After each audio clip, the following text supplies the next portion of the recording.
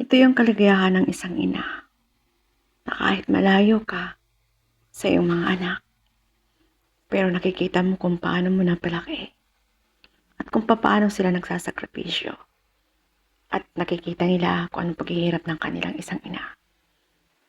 Na kahit gustuin mo yakapin, mahalik ka ng mga anak mo, malayo ka.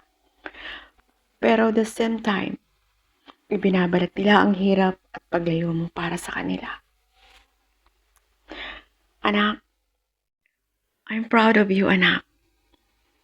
Fighting lang tayo sa lahat ng paghihirap natin. I know, sobrang laki ng sacrifice mo para sa amin. Para sa akin. Ikaw ang pumalit ng ina. Dahil wala ako sa Pilipinas. Ikaw lahat.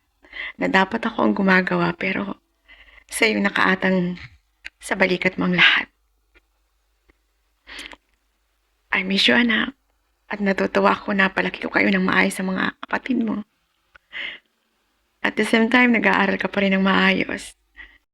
Lahat ng hirap, pagod, puyat ni mama, nababawi ko sa inyo, anak. Kaya anak, laban.